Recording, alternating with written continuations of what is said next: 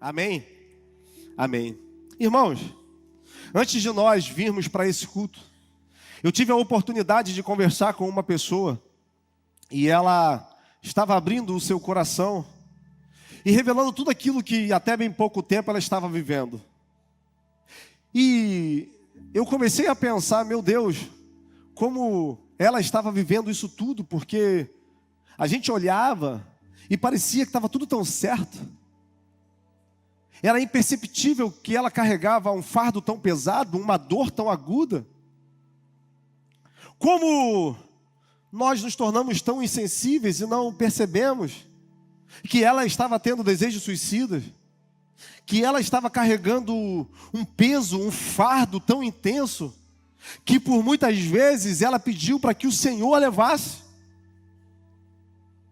E é muito comum nós conversarmos com pessoas que estão vivendo essa mesma situação.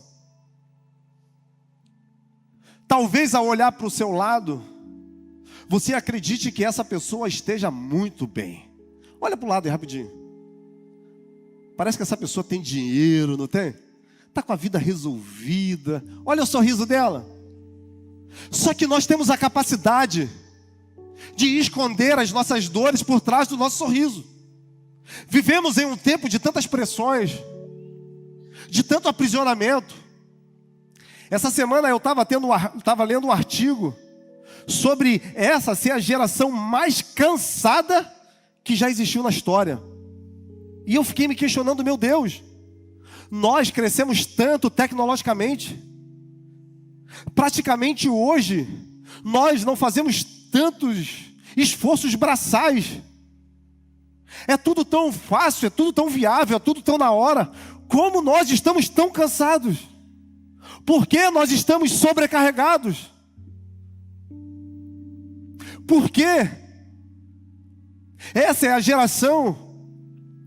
E esse ano no Brasil, o burnout, que é o cansaço extremo, físico, mental, cresceu mais de 1000%. Por que a ansiedade está crescendo tanto? O índice de suicídio crescendo tanto?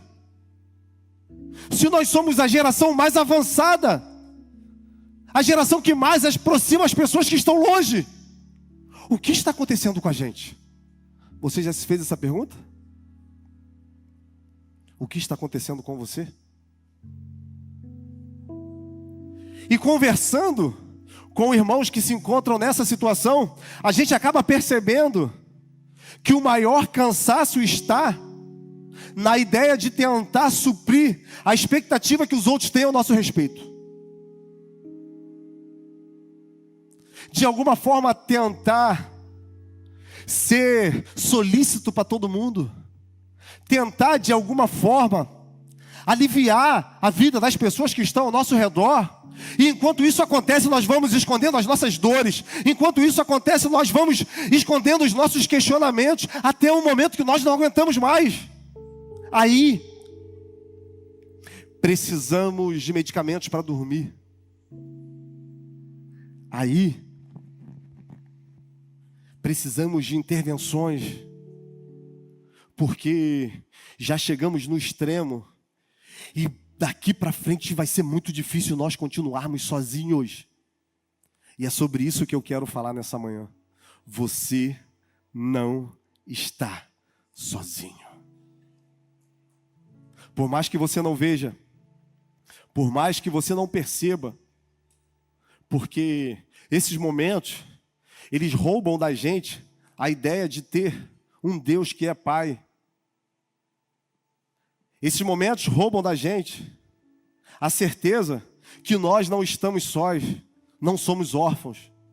E eu vou ler, e nós vamos trabalhar em cima de Mateus 11, 28, vinde a mim. Só que é interessante porque o capítulo 11 começa com um grande questionamento. Sabe de quem? João Batista. Aquele que seria o precursor do Messias. Aquele que quando a sua mãe Isabel recebe a visita de Maria, a palavra vai dizer que quando as barrigas se aproximam, João Batista começa a se agitar no ventre da sua mãe. Aquele que tinha certeza que nasceu com uma missão. aquele que batizou Jesus e viu descer sobre ele o Espírito Santo. Mas em Mateus 11, ele manda 2 discípulos perguntarem a Jesus se ele era realmente o Messias prometido ou se deveriam esperar que o Messias viesse. Perceba, ele já tinha vivido tanta coisa, tantas experiências. Só que no momento que ele está na prisão, no momento que ele está encarcerado, quem sabe cansado ou de repente frustrado, porque existia tantas promessas sobre a vida de João, e agora Jesus está fazendo milagres, agora Jesus está transformando a vida das pessoas, e ele está preso. Quem sabe você já viveu tantas experiências incríveis com Deus, ele já fez tantas intervenções na sua história, você já experimentou tantos milagres, tantas certezas, só que sem perceber, você foi para um lugar, e agora você já não consegue mais ter a visão clara sobre quem é Jesus. Você olha pela sua ótica, porque nós somos reducionistas. Nós acreditamos que o que nós estamos vivendo hoje é definitivo. Mesmo que existam algumas promessas, mesmo que existam algumas coisas liberadas sobre os céus na nossa vida, nós nos prendemos ao que nós estamos vivendo. E naquele contexto, o povo em Israel estava vivendo um tempo de muita dificuldade. Por quê? No contexto político, Israel era governada por Roma. Herodes era o rei. E existia uma grande taxa tributária. Tudo que o povo ganhava, de alguma forma, tinha que voltar para Roma. E quando isso acontece, nós, de alguma forma, começamos a nos preocupar com o sustento da nossa família, com a provisão para os nossos filhos. Existe um estudo que aponta que o medo de não conseguir suprir as necessidades da família é o maior medo que o homem carrega. Então, Roma, vendo a possibilidade de problemas com essa grande taxa tributária, ela resolve fazer com que alguns judeus cobrem essas taxas. Só que, ao invés de aliviar a carga, os cobradores de impostos, os publicanos, eles colocam uma carga extra. Por quê? Porque eles tiram a parte dele,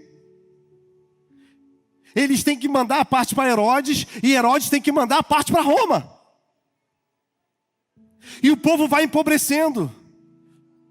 E a ideia de suprir já se torna um desafio. Só que, irmãos, quando esse tempo chega na nossa vida, nós nos agarramos à fé, à convicção. Nós nos agarramos à certeza.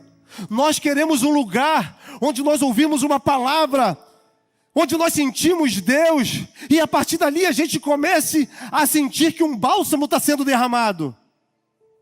Só que quando os judeus iam para as sinagogas,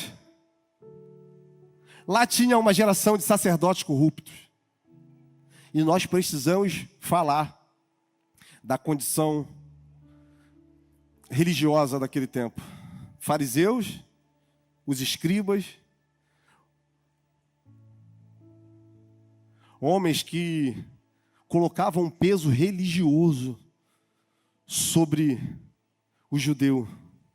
Eles pegavam a lei de Moisés e lançava como um jugo e criava uma relação de obediência sem entendimento. E o povo, de todas as formas, eram encharcados, de todas as formas, eles eram atingidos. E o que fazer se agora nós não temos também o bálsamo sendo derramado através da religião? Perceba que já não existe mais esperança. Já não existe mais para onde ir. E é nesse momento que nós ficamos confusos. É nesse momento que nós não sabemos o que fazer. Aí entra um homem em cena. E esse homem é Jesus Cristo. E quando aqueles 2 discípulos de João Batista perguntam a Jesus, Jesus responde: diga a ele o que vocês estão vendo. Os cegos estão sendo curados. Os paralíticos estão andando. Os coxos estão tendo as pernas restauradas. Os surdos estão ouvindo. Os mortos estão ressuscitando. Eu já aprendo aqui que no momento de dificuldade, no momento de dor, no momento que eu não estiver entendendo, eu preciso olhar para o que Deus está fazendo. Porque Ele está fazendo, irmãos. Deus nunca parou de fazer. Ele está trabalhando. Ele está agindo. O que nós precisamos é estar sensíveis. O que nós precisamos é estar com a nossa fé conectada nessa rocha. Porque nós podemos enfrentar qualquer coisa. Porque nós não seremos abalados. Mesmo que passamos por algumas dificuldades. E nós falamos aqui rotineiramente. Deus não tem problema com as nossas crises. Jesus não teve problema com a crise de João. Jesus vira para aqueles homens que estão olhando e diz: olha, de ventre materno não houve e nem haverá ninguém igual a João. Olha só. No momento de incredulidade, no momento de dúvidas, a gente se sente tão aprisionado nos nossos sentimentos que muitas vezes não temos a capacidade de ir até Jesus e lançar sobre Ele. Porque nós nos achamos julgados. Nós nos sentimos como frágeis. Porque como eu posso duvidar ou questionar Jesus? A religião criou um Deus muito distante da gente. A religião criou um Deus para si. E nós temos muitas dificuldades em migrar a nossa mente de um Deus que é distante, que está lá no céu, que é soberano, criador de todas as coisas, para um Deus que também é Pai, que é próximo, que é relacionamental. Mas Jesus diz: o menor no reino dos céus é maior do que João Batista. E ele então começa agora a atacar a cultura religiosa daquela época. E ele começa agora a atacar os fariseus, chamando de hipócritas, comparando eles a pessoas confusas, porque foram buscar homens de boas vestimentas, mas encontraram um caniço mal vestido. Ele começa a comparar a ideia dos fariseus sobre o Messias a uma realidade. Porque, irmãos, mesmo diante de tantas coisas, aqueles homens não conseguiram crer que o Messias já tinha vindo. Mesmo diante de tantos sinais, porque coisas estavam acontecendo. Se você pegar o capítulo 9, o capítulo 10 de Mateus, você vai ver que muitos milagres estão acontecendo. E sabe qual era a questão dos religiosos? Eles não estavam participando. E muitas vezes as pessoas não querem olhar para aquilo que Deus quer fazer nas nossas vidas, porque elas querem de alguma forma participar. Eu conversei com uma pessoa que ela estava passando um tempo muito difícil. E ela foi até um pastor e colocou para fora o seu coração.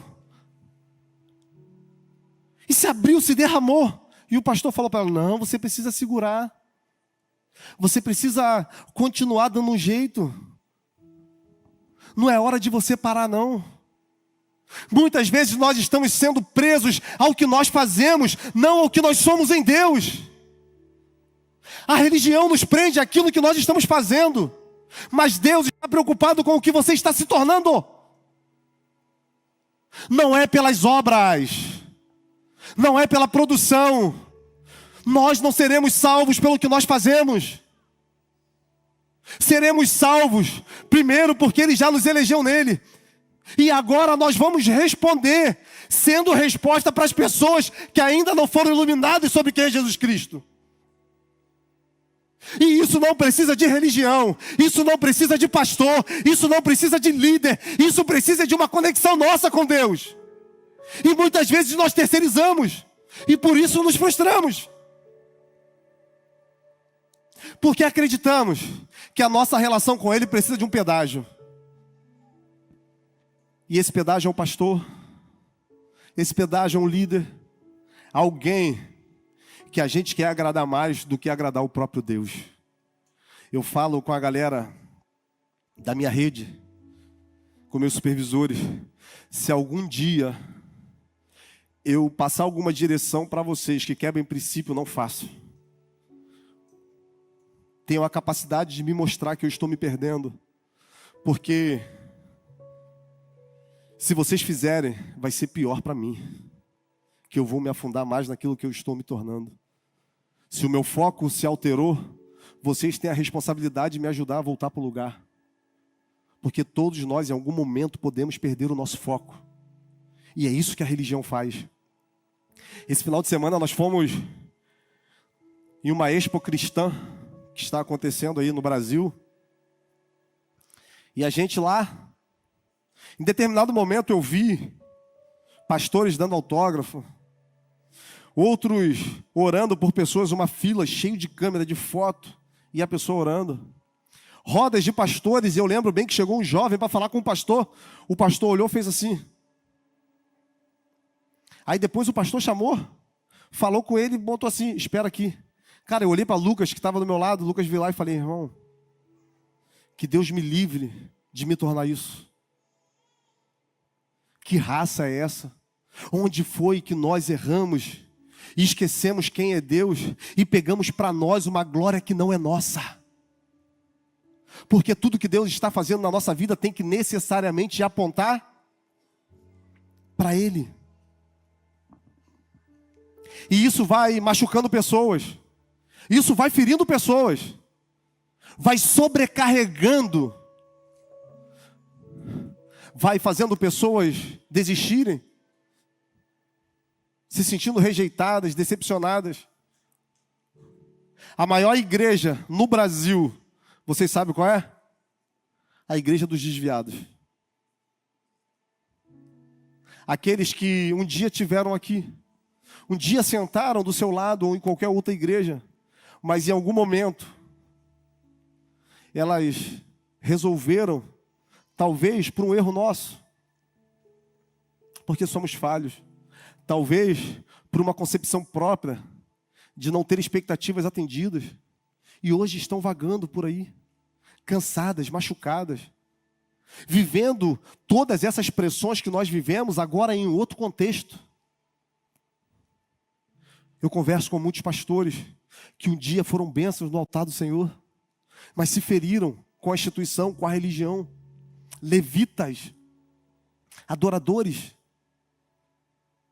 que se machucaram. E hoje já não aguentam mais nem ouvir, muito menos imaginar estar de volta a um lugar, mesmo esse sendo o lugar que o próprio Jesus apontou para elas. Porque quando nós exercemos aquilo que Deus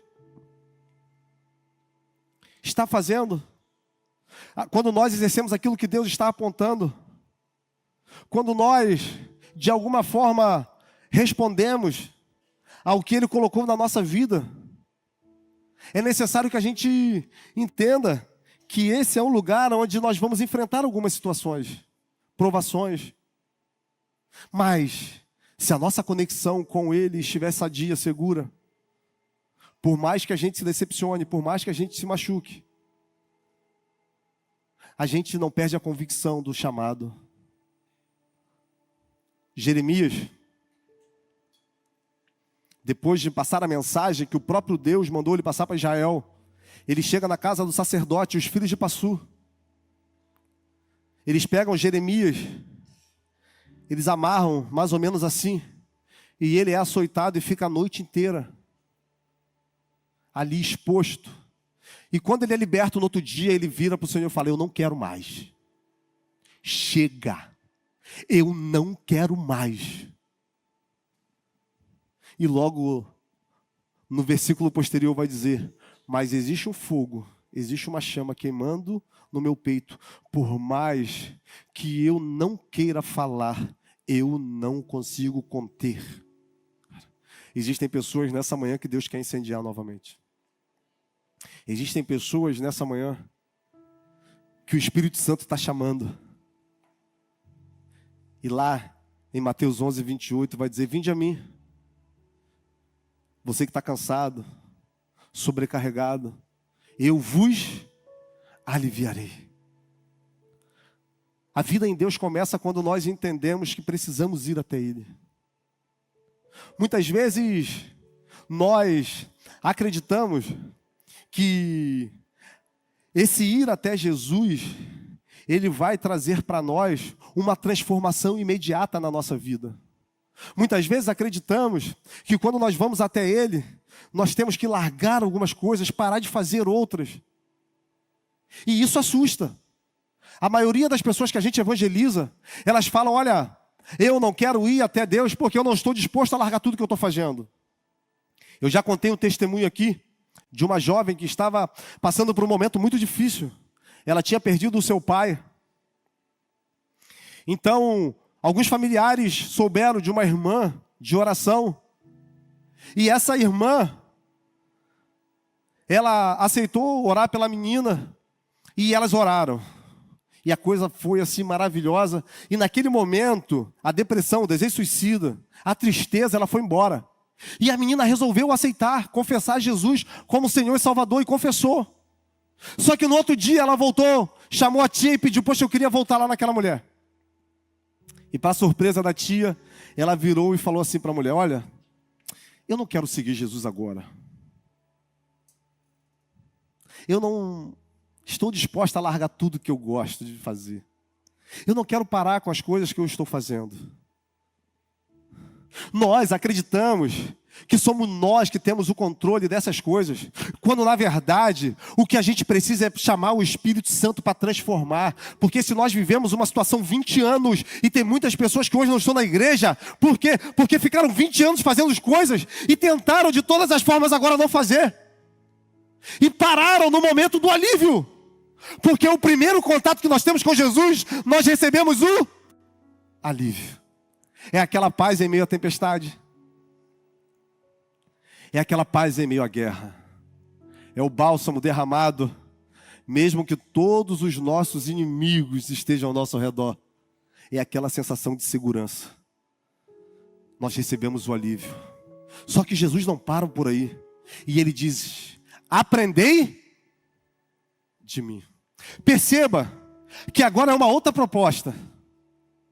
E é muito comum nós conversarmos com pessoas que param no alívio. Se sentem suficiente apenas sendo aliviadas. Quando na verdade, a vida em Deus é mais incrível quando nós começamos a aprender dele. Porque é nesse momento que nós vamos sendo transformados. É a partir do momento que nós vamos aprendendo quem é Jesus, que Ele vai transformando algumas coisas dentro da gente. Jesus vai dizer: aquele que tem os meus mandamentos e obedece, é esse que me ama. E aquele que me ama, será amado pelo meu Pai. Eu também o amarei e me revelarei a Ele. Existe um Jesus além das Escrituras. Aqui nós aprendemos muita coisa sobre Ele, mas Ele vai se revelar para as pessoas que amam os seus mandamentos, aqueles que conhecem e obedecem. E eu começo a entender que o que vai fazer a diferença na minha vida, o que vai transformar, o que vai realmente trazer uma paz duradoura, é quando eu entendo que é necessário eu aprender sobre. O rei Davi foi o homem segundo o coração de Deus. E ele vai dizer no Salmo 1, que bendito é o homem que medita na lei dia e noite. Será como a árvore plantada junto ao ribeiro das águas. No tempo certo, vai dar o seu fruto e as suas folhas.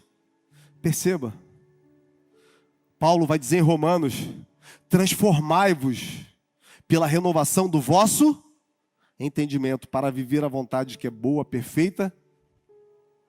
E o que nos transforma é essa palavra. Existe a necessidade, existe um clamor dentro de nós, existe um apontamento profético nos levando para esse lugar, onde eu começo a aprender sobre Jesus, e Ele começa a transformar a minha vida. Sabe por quê? Diferente dos religiosos, diferente dos fariseus, dos hipócritas, Ele vai dizer: o meu jugo é suave.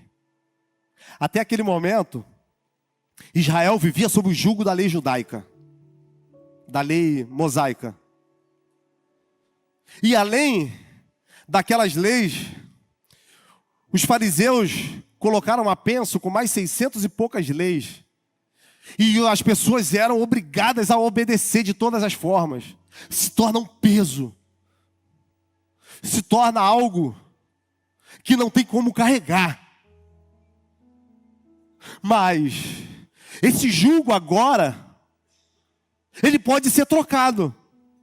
Quem sabe hoje você chega aqui com um jugo muito pesado, carregando dentro de você muitas pressões, tantas pessoas que você tem que atender as expectativas, tantas pessoas que você se comprometeu, e hoje você percebe que não vai conseguir suprir o que elas esperam. Uma vida onde você demonstra ser algo que você não é.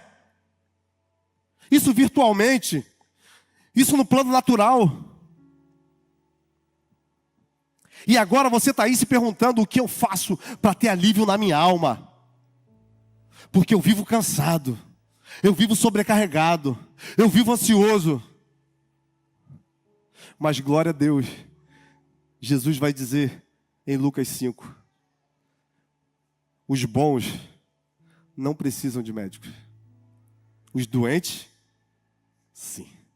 Eu não vim chamar os justos, mas sim os pecadores ao arrependimento. A graça, ela é a coisa mais incrivelmente louca que nós podemos experimentar. Porque Jesus resolveu chamar as pessoas que num padrão humano não são capazes de suprir aquilo que é esperado deles. E eu não sei você, cara, mas eu fico muito animado com a certeza que Deus tem chamado pecadores para viver coisas novas. Não é sobre a religião, não é sobre aquilo que falam. Deus chamou pessoas. Deus chamou pessoas improváveis. Sabe aquele que ninguém quer? Sabe as pessoas que ficam à margem? Sabe as pessoas que já não têm mais nada para oferecer, que estão cansados, frustrados? É esse tipo de pessoa que Jesus está chamando para viver uma vida nova nele. Para trocar o fardo. Fardo, jugo, era uma ferramenta que o boi usava, usa ainda até os dias de hoje, para um ser preso ao outro no momento de arar a terra, ou até mesmo nos momentos de levar uma quantidade de material de um lugar para o outro, deslocamento. E é interessante porque se pegava um boi novo e um boi velho. O novo queria dizer o quê? Força. E o velho, experiência. Então, quando aqueles dois estavam presos por meio da canga, que também era o outro nome que se chamava, eles se machucavam, até eles entender que eles não podiam mais sair daquele lugar, eles tentavam de todas as formas, até o momento que eles aceitavam. E quando eles aceitavam, era o momento mais fácil de conduzi-los. Quem sabe você hoje esteja aceitando o peso que estão colocando sobre você. Quem sabe hoje se tornou normal para você viver assim cansado, frustrado.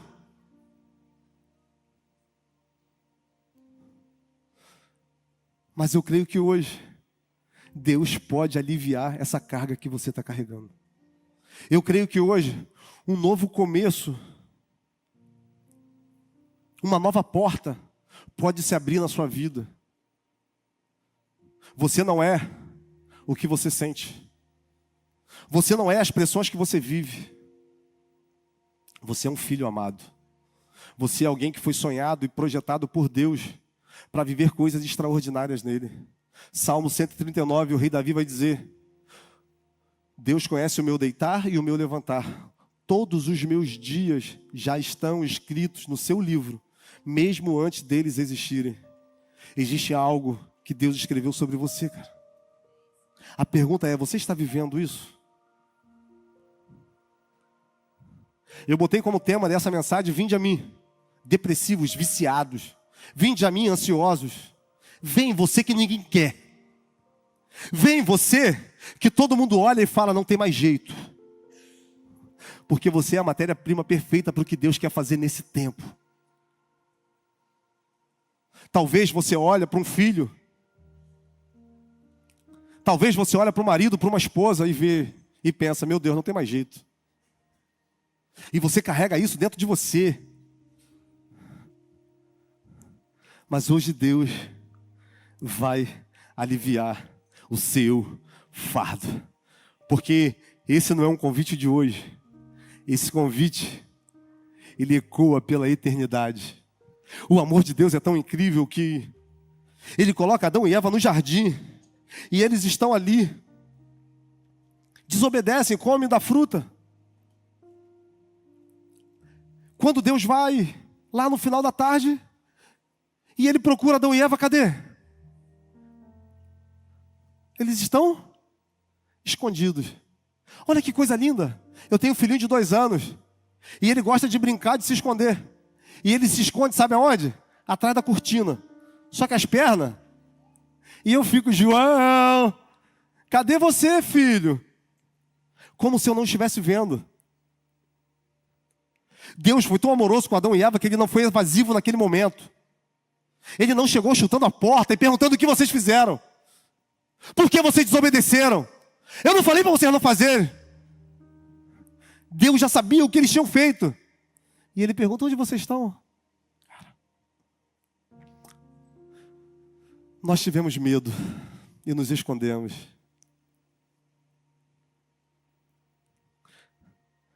Quantas pessoas hoje, mesmo sentado no banco aqui de frente para mim, ou nos assistindo de casa, estão escondidas de Deus?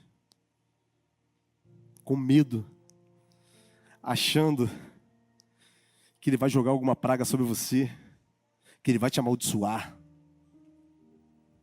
E Ele simplesmente está assim: cadê você? Cadê você? E ao invés de dar a punição que Adão e Eva mereciam, Ele pega um animal, sacrifica e veste Adão e Eva, tapa a nudez deles, tapa a vergonha. Isso já era um apontamento para aquilo que Ele faria através de Jesus Cristo nas nossas vidas. E nós vamos ver na Bíblia toda Deus tentando se aproximar da humanidade.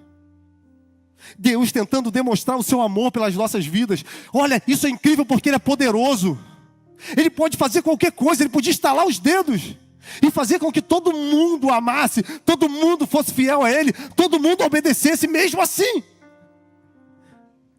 Como Ele diz lá em Oséias, Ele resolveu usar cordas de amor para nos aproximar dEle. Cara. Então chega, gente. Chega de lutar sozinho. Chega de ficar carregando tanto peso, tanto ressentimento, tanta culpa. Vamos lançar tudo isso sobre Jesus hoje.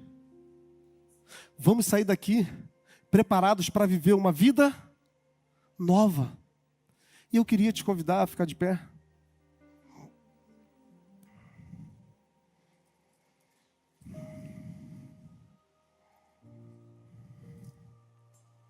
Feche seus olhos. Talvez você olhe para a sua vida hoje e pense assim: ah, pastor, pô, não dá não. Eu estou aprisionado. Eu estou enjaulado, cara. Eu machuquei muita gente. Eu decepcionei outras. Eu fui muito ferido. Eu fui muito machucado. O lugar que eu cheguei hoje representa o fundo do poço.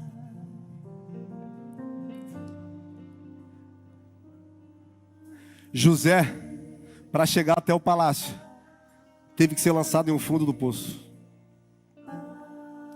Eu estou escravizado, pastor. Eu sou escravo das minhas vontades. Eu vivo uma vida onde a pornografia me domina. Eu vivo uma vida onde a mentira, a inveja me dominam. Eu estou verdadeiramente numa prisão, eu sou escravo. Isaías capítulo 55. O povo de Israel estava preso na Babilônia. De repente vem uma voz profética ecoando e diz assim: olha, você que tem fome, venha. Você que tem sede, venha, beba. Coma, é de graça.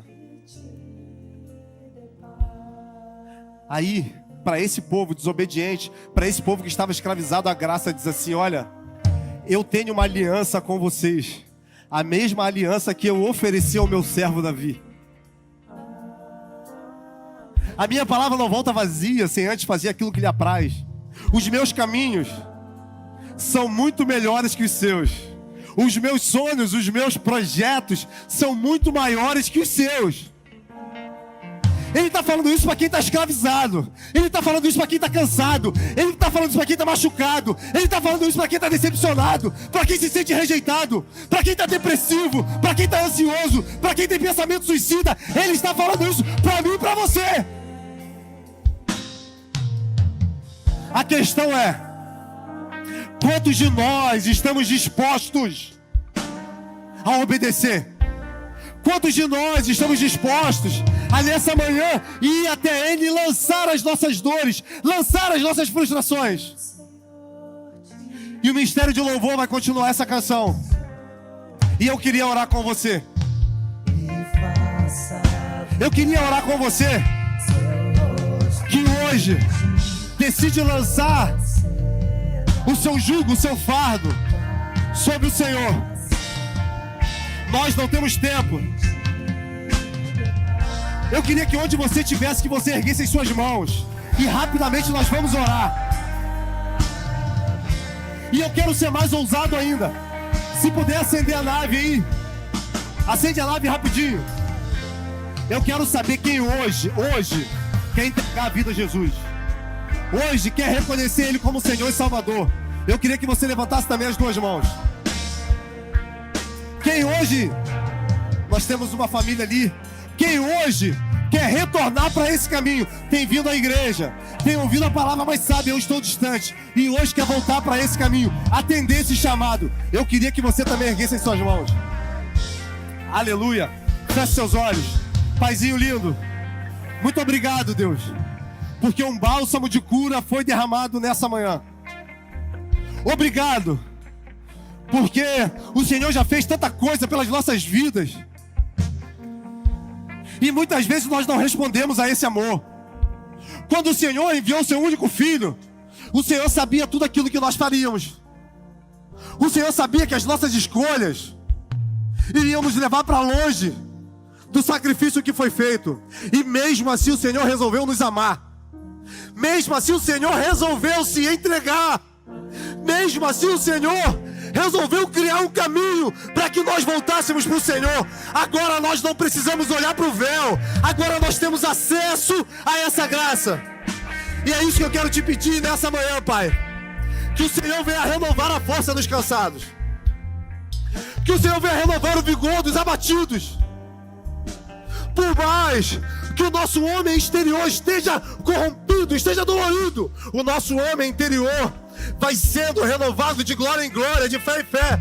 Por mais que muitas vezes a gente não tenha força para caminhar, que nessa manhã o Senhor nos pegue pelas mãos, que nessa manhã o Senhor nos guie, Pai, porque muitas vezes é difícil fazer a sua vontade, muitas vezes é difícil renunciar ao nosso eu, mas nós resolvemos ser esse sacrifício, nós resolvemos ser essa oferta, uma oferta de amor, uma oferta de obediência e uma oferta de gratidão por tudo aquilo que o Senhor já fez por nós.